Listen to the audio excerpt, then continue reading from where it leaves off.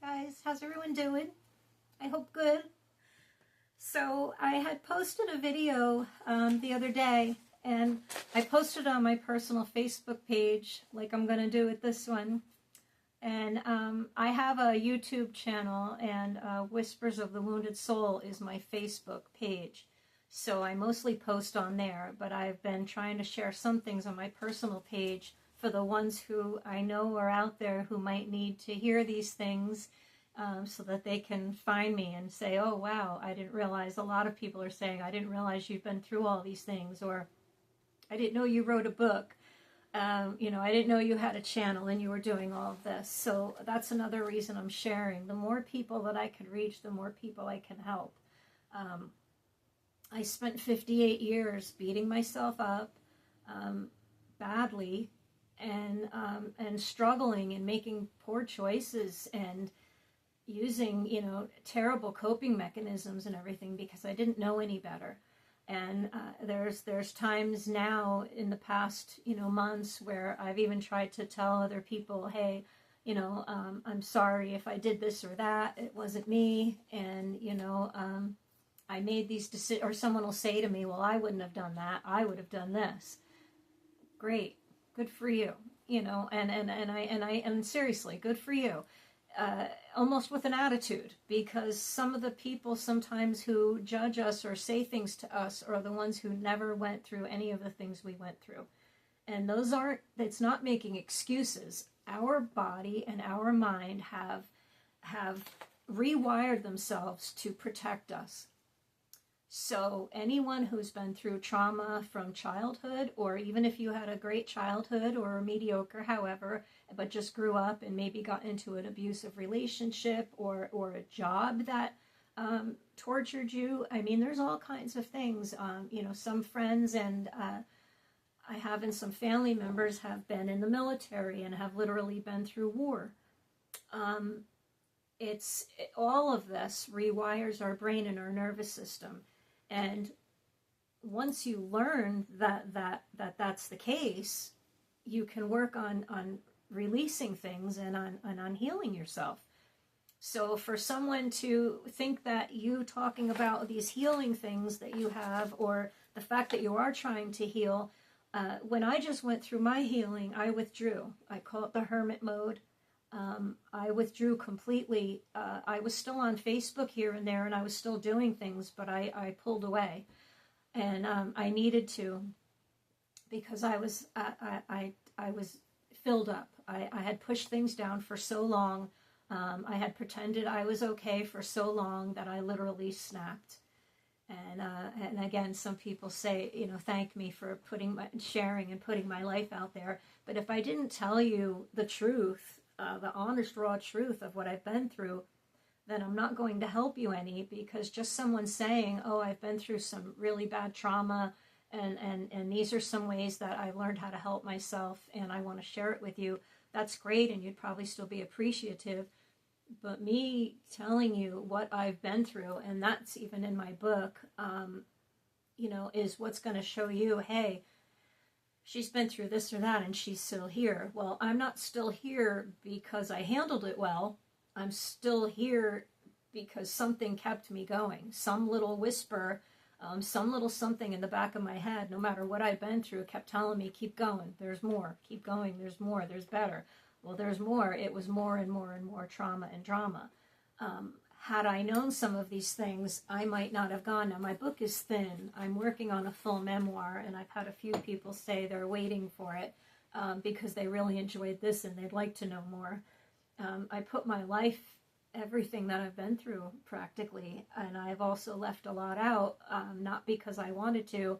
It was so traumatic writing this book that I learned afterwards when I reread it, and even while I was, it's self-edited and self-published on Amazon, but even while I was publishing it, I'm reading it, and now it's published, and now I forgot I did this, or I didn't do that. I actually had to pull back when I first published it and unpublish, and then fix things and republish. And then when I republished, I realized that there was still things missing out of the book, things that had to do with my father and my brother. I talk about them, but I never end anything. I leave you hanging. And it was because it was so traumatic writing this book, but it also helped me so much. And that's what made me realize, besides all the other things I've learned through the past decades, I've also learned that shadow work is healing.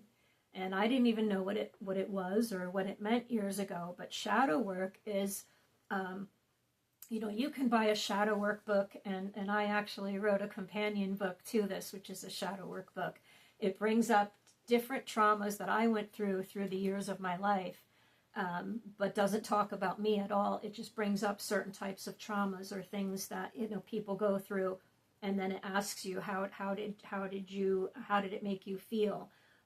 How did it affect your life going forward? How did it affect you in decisions or a relationship? Like different things like that.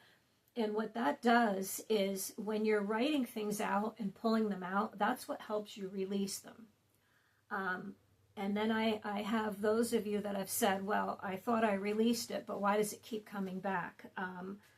I've had people, I wrote a couple of the questions down.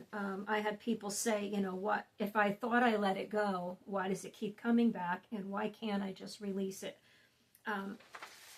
The main thing to know is we're never going to release that memory completely. You can't erase your memory. I mean, I'm sure there's ways, but technically no. And even hypnosis, you're not erasing anything. The hypnosis that I do, you're going into alpha, which is similar to watching a movie or getting, drawn into a TV show, something that's long, that's obviously not cut with commercials, because it'll pull you out of it. But you know what I mean? When you're really focusing, driving in a snowstorm, or just driving on a long road by yourself with no music or anything, when you kind of zone out, that's the wavelength that you're in hypnosis.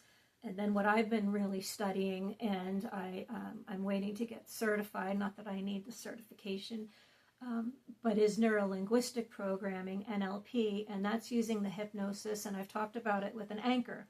So during the hypnosis, I'm going to talk to you and try to put positive things, in your head, replace the negative with positive. It's hard to explain. I know I'm not doing a good job right now. But while I'm doing those positive affirmations, at certain points I'm telling you to squeeze your fingers together. And what that does is that's an anchor. So later on, and hypnosis also doesn't work at one time. None of this works once. It took, for me, it took 58 years to beat this shit into my head of all the things that come up and beat myself up over, or the thoughts that I can't release, or the memories that I can't release. I've been doing it for 58 years. But continuously working on it is what's going to start healing you and start removing it so that you can add the positive things.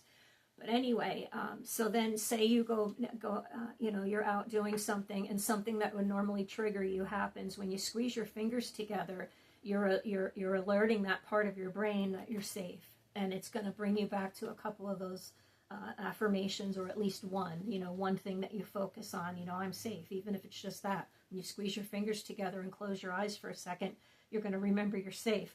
It literally works on your nervous system and starts to bring you back. All these things are proven. Even tapping, I talk about tapping, where you would, we'd start on your hand, karate chop type thing, lightly, but enough to feel it. And then you would repeat the thing that's bothering you, even though I believe that I'm anxious. I love, accept, and forgive myself. And you repeat that 3 times. And then you start the tapping between the brows here. And then you would tap here. And you would tap here. And here. And here. Collarbones. And under the armpit. And as you're doing those, you're reciting, you're reframing your thoughts. So when you started here about even though I'm anxious, by the time you're finishing off, you're saying that you're at peace and you're whatever, you're happy. I've done some tapping, one tapping video. I think you can go back and check it out, or again, you can reach out to me, and I'd be happy to even send you a script or guide you through. I do one-on-one. Just you can go to my coffee page under here, and look me up. And that's for those that are following me on the Whispers of the Wounded Soul, but I'll still post it on my personal page for those of you, or you know what, just follow me. If you're watching this and you're my friend, we've gone to school together, we've worked together, and you're really resonating on what I'm talking about, I'm putting myself out there to help. So it's not like I'm really getting anything out of this. I'm doing this because I want to help, and I want to take you along with me. Again, I've known a lot of these things, and I had a lot of these tools for decades, and I just never used them on me because I was still depressed. I didn't want to do the work. And that's where people keep saying to me, I've had quite a few people reach out and say, but how can I get the thoughts to go away? They're not until you force them away. You have to do the work. And I didn't want to. There was one class that I took where there was a whole packet I had to print out. And as soon as I read it, it was like, oh, go back to this thought and then think about what you, and I was like, oh, and I'm flipping through the pages. I'm like, I don't feel like doing all this. And then I put the headphones on and I listened to the affirmations. And then 3 weeks later, I said, this doesn't even work. Because I didn't do the work. I didn't do it. So, and I'm being tough love with you right now. You either want it or you don't. You want to heal yourself and you want to be happy and you want to heal others in your generation, your children, grandchildren, nieces, nephews, whoever. Or just the future. If you don't have kids or anything and you have fur babies, there's a future out there. And you walking around miserable or carrying your negativity or your depression and not even showing up in the world, which is what I did for a lot of my life. Once I was an adult and really started going through stuff, I disappeared. And some of you probably even saw I disappear off Facebook sometimes for days, weeks, months. Because I ran. That was my thing. Fight, flight, or freeze. Well, mine was flight. I'm out. Or sometimes my flight was just going inside and running away technically, but just not being out there. It's hard to have relationships and friendships and just shine your light out in the world if you're at home depressed and miserable. And I had to learn that the hard way. So again, that's why I'm here. That's why I'm sharing. So if you resonate with this stuff, follow my Whispers of the Wounded Soul Facebook page, and there's more on there. I share a lot more on there. So anyway, so for those of you, again, asking, how do I finally stop it? So I'm going to read a few things to you because I always take notes so I don't get lost because obviously I like to ramble. So neuroplasticity allows your brain to learn new responses. So, and that's what I was saying, you don't remove your memory, you change how your nervous system reacts to it. And daily practice is required. So it's not just going to stop. If it took years to put it in there, it's not technically going to take you years to get rid of it. But it does take time and a lot of work. So, whenever a certain thought comes up, and this is where I talk about being mindful, and I will talk about mindfulness till I'm blue in the face, because that's where, to me, that's where it starts. If you're not mindful, you're just going to continue running those thoughts and those same, patterns and all the stuff over and over again, because I always say that now, I was sleepwalking through most of my life, and there's still a lot of people out there that just sleepwalk through life. They get up, they go to work, they do the thing. It's just this routine is good. I'm not saying, but don't make your whole life routine and sleepwalk through it because this is what I have to do now, and it's 5 o'clock and I have to do this. Live. I talked in a few of my first couple videos. Stop and smell the roses. Take a minute. Stand outside. Well, right now, clouds, and I know. I'm not even going to go into it. But try, like I just did. Try to make the best of it. We have what we have. Try to breathe what fresh air we think we have. Hug a tree, smell a flower. I know it's winter right now. I went out a couple days ago. I like I've said, I admit I'm going through it.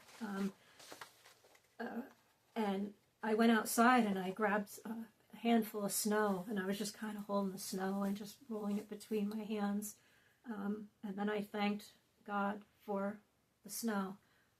And then I started, saying thank you for, being here in Pennsylvania. Thank you for the beautiful trees and the mountains. And I stood there and started saying all this stuff. And then that's another thing too, mindfulness and gratitude. What was something that I just read?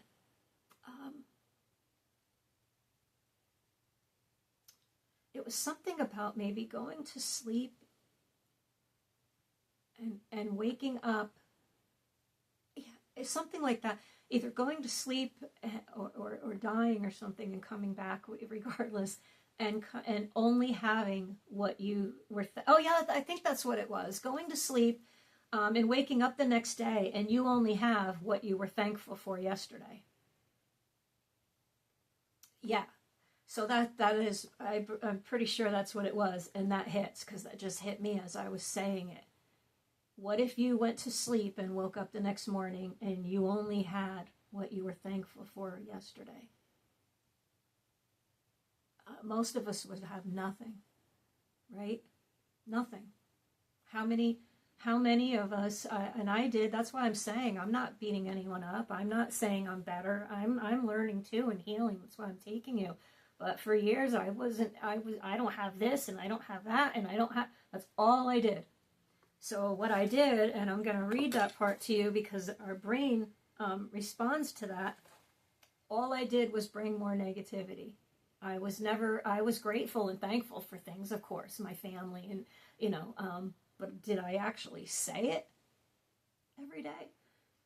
When I prayed, I might have said thank you for this or that, but I still wasn't genuinely thankful for just my life, for a roof over my head.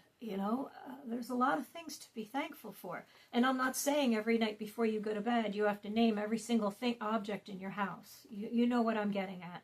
If we're not grateful for things, and we're not thankful for it, we're not going to bring any more good things in. I don't. Let me just go on and read to you. Because like I said, I start going off. So notice things coming up in your head. Notice it. Don't argue with it. Feel the emotion of it and redirect your focus gently. And then repetition builds new neural pathways and old reactions will weaken. So every time something comes up that you want to get rid of or release, you're going to notice it. You're going to, feel the emotion. And as you go along, because I'm saying feel the emotion fully, every single time it comes up, you're not going to have to go live through it again. That's what they're saying here. Eventually, the old reactions are going to release, so it's not going to affect you as much. So that thought or that thing, is going to come up. You're going to think about it for a minute. You're going to remember, obviously, because your body's going to remind you how it felt. But at that point now, you're going to redirect the focus onto something else. Don't avoid or distract yourself, because again, that's what I did. I avoided and distracted and shoved it down. That's just going to make you eventually blow up. You do have to handle it and release it. And again, I'll go into that in a little bit, because that's where, again, journaling and shadow work comes in. Journal, journal, journal. The more you write things out, the more you can release it. When you're holding it in, it's not going to come out. It's like your journal is your therapist. And if you're afraid to have a journal around and you don't want someone to read it, type it into your phone and then delete it. Write it down and then tear it up or burn it. Whatever you have to do. But writing things out is how you're going to release a lot of things. And being mindful and turning that thought around afterwards. So it's all in conjunction. You're thinking the thought, this comes up. Oh my God, here's that thought again. Instead of saying, why can't I get rid? You can't even go there. You can't even say, oh my God, I'm thinking about this again. Now you're giving it attention. So the thought comes up. Oh, think about it for a second, handle it, and then say, okay, well, there's this. I have this. So you're not pushing it down and pretending it didn't happen. but you're not feeding it. So sitting quietly, meditating or breathing calms your nervous system and allows the processing. Awareness without judgment helps your brain integrate and release your trauma. Feeling the pain is fully necessary. So again, you have to feel it to heal it. You have to.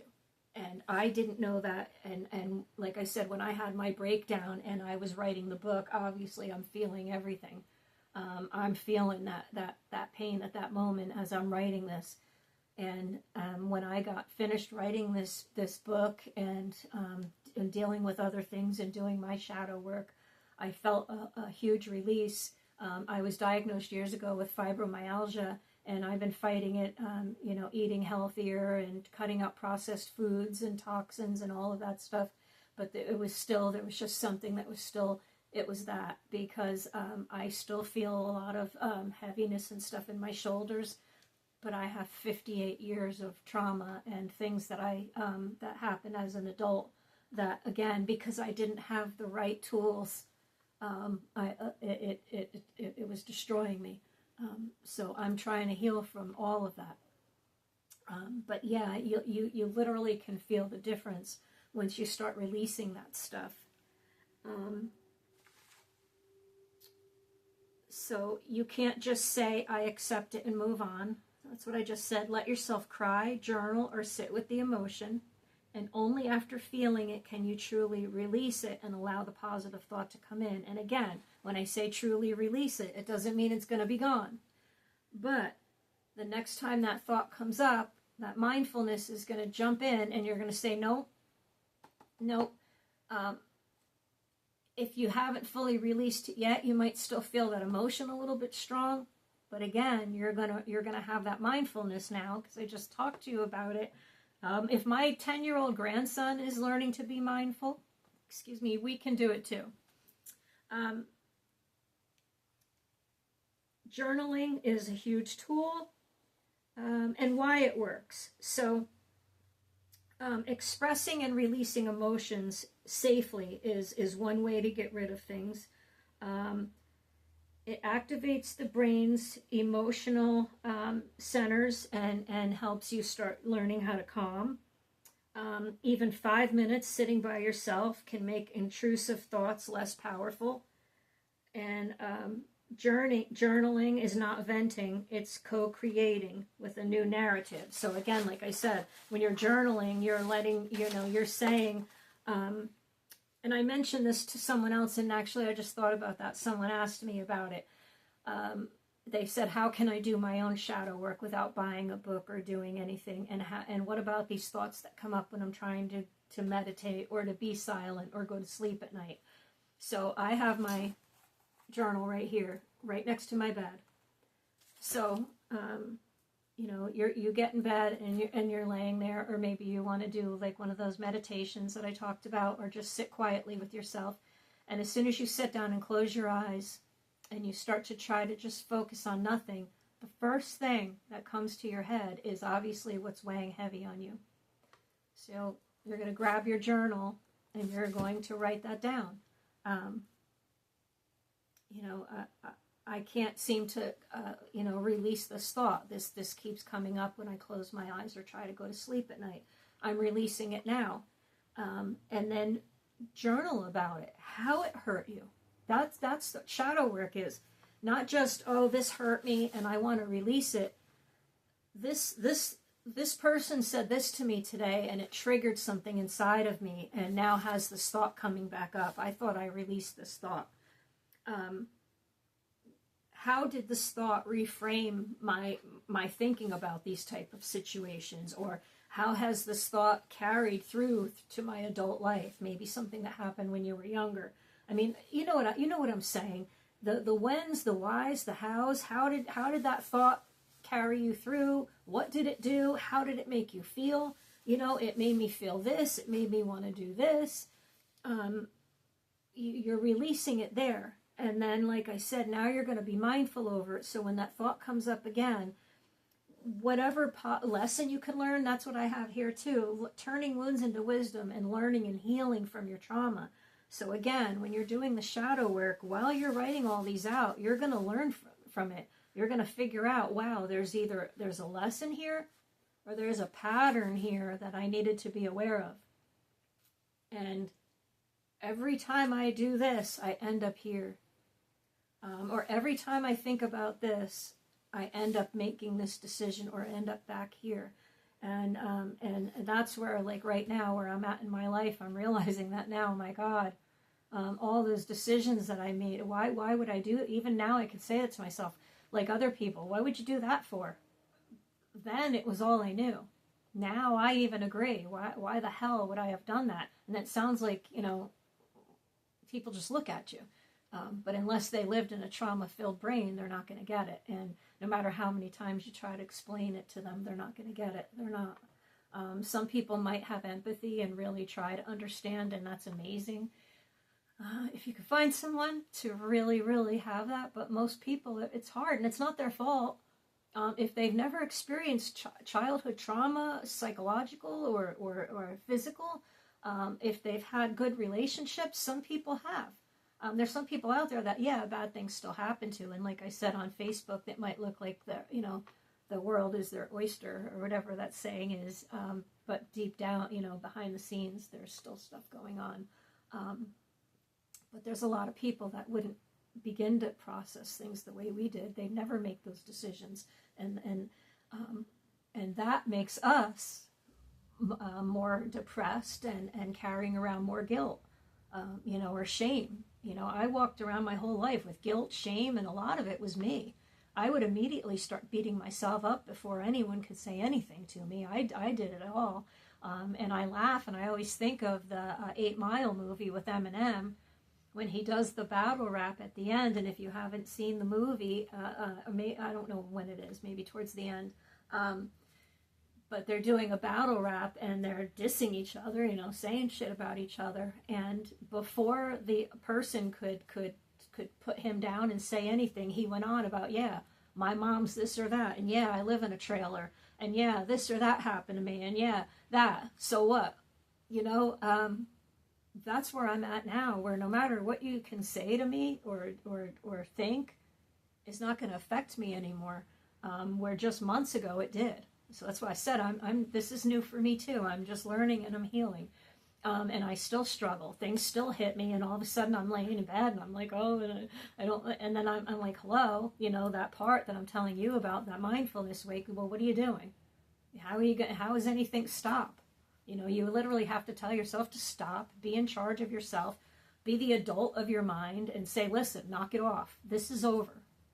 Okay? You can be soft with yourself, or you can be tough love with yourself, whatever you need. Only you know what you need. There are times where certain situations come up, and I do have to. And people laugh, like I said, who don't understand it. But that little girl that was 5 years old that went through this event, and this certain thing triggers her, that's real. I'm really literally feeling that inside me right now. It doesn't matter if it happened when I was 5 years old. Oh, and people say that out there. Oh, you were a kid when that get over it. No, don't let them do that to you. Don't let people make you feel guilty. Don't let people make you feel shameful or anything for any of your thoughts or any of the way that you've survived. Because if someone hasn't lived trauma in one way or another, they're not going to get it, and they can't, because their brain isn't going there. So I hope that part helps, because I still start to beat myself up sometimes when I can feel judged, and then I over-explain myself, and a lot of that has to do with childhood. No one believed me when I was a kid. I would say things and it seemed like no one ever believed me. And when I made up things or something, or told them what I thought they wanted to hear, everything was okay. So I grew up, I'm sharing all this with you because it's, a lot of people have said that I sit here and feel like I'm rambling and or preaching, and then I have people tell me, no, I'm glad you said that. I'm glad you said that. I needed to hear that, or I never thought of that. So that's why I share. I'm not perfect. I'm not a therapist. I'm a person who's gone through more things than you can imagine, and like I said, a lot of it's not even in the book. I don't know what brought me to be still here, sitting here right now, except that I'm here to help others heal. I had to learn from those things that I can help others. A couple things at the, I want to repeating consistently the positive affirmations is what's going to help you. Feel the emotion fully in order to release it. And again, when I say release, it doesn't mean it's gone. I just mean you're not carrying it around on you anymore heavy. It's not your only focus. So again, Christmas. I kept thinking about, my grandpa that we buried on Christmas Eve and my aunt who died on Christmas morning in 2009. She was ill in the hospital, and I literally was praying, please let her live, and if she doesn't, please don't let her die on Christmas. I was focusing on that. Please don't let her die on Christmas morning, 9 o'clock. So did I do that with my thought? No, that's not what I mean. But what we focus on, it's what we're doing to our own brain. I kept myself there focusing on that. So during the holidays, as soon as I started to think about that, my pop-up, I automatically thought about, the fun things that he did. When I was receiving my first Holy Communion, he was not a churchgoer, but he went to church for that. And as he was sitting in the pew during the Peace Be With You, he was standing there with his paper in his hand, for the Mass booklet. And the lady in front of him reached her hand out, and he says, what do you want, my paper? He's handing her the paper. He had no clue what was going on. I take that little goofy memory, and I turn that around when I think about losing him or burying him on Christmas Eve. Otherwise, I go there with, I can relive right now, tell you all the thoughts. But I can kind of talk about it now without drowning in it. Because I've somewhat released and know now I can turn it into the positive things, the funny things about him. My aunt passing away on Christmas, I let it destroy me since 2009, like every year. Not destroy me, but you know what I mean. I couldn't listen to certain Christmas songs. Little by little, I've even been able to do that. But there's some times in some years, everyone's body chemistry is different too. Even men, my daughter and I just talked about this, kind of go through a time of the month where they're grouchy and nasty. Everybody does. I'm not quite sure. I haven't researched that yet. But we can all kind of go there. But anyway, yeah. Over time, eventually, obviously loss of loved ones and death and stuff we're never going to forget, and that memory is always going to hurt a little bit, but the point is that we don't carry it. So that's what I mean when I say we're releasing it. We're turning the thoughts around, and we're being mindful and catching ourselves thinking about it, and we're not allowing ourselves to go down that road. Hopefully this is making sense. And I know it's not easy, it takes time, but you can release the past. I'm trying to see what else I put in my notes. And peace becomes, okay, and that was something I wanted to do too.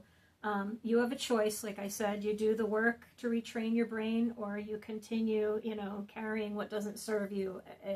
It's your choice. But peace comes with practice, not suppression. And again, the thought or the thing that you're saying that why can't I get rid of it? Why can't I stop thinking about it? It's never going to go away all the way completely, but it'll get less when you stop focusing on it. So yeah, hopefully this made sense. Hopefully this helped. I went into another 34 minutes, and I told myself I wasn't going to make this a very long message. But I just wanted to kind of get that information out there, reiterate, share a little bit more with you. And again, if you are resonating with this, follow me on my Whispers of the Wounded Soul page, because I do share posts on there, like written posts and images and things like that. So, all right, guys, have a good rest of your day. Make it a good day. Work on those thoughts. And again, if you want to work with me or you have any more questions, please feel free to reach out. If you don't know me, I don't think I said anything because, like I said, I'm going to post this on my YouTube page and my Whispers of the Wounded Soul page. But I'm Christine. I'm the founder and owner of Whispers of the Wounded Soul, taking you on this healing journey with me of trauma, and the author of Turning Wounds into Wisdom and the shadow book Whispers of Healing.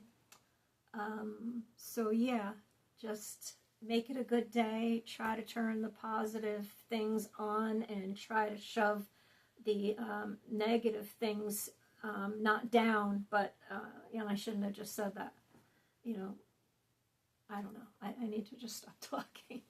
Have a good night, guys, or a good day whenever I post this. And thank you for spending time with me. And I really hope that I'm helping you. And as you see, I'm not perfect. I'm not trying to pretend I'm perfect. I'm here sitting in my room on a little stool. It's what I have and what I'm using to try to spend time with you and help and share. So thanks, guys.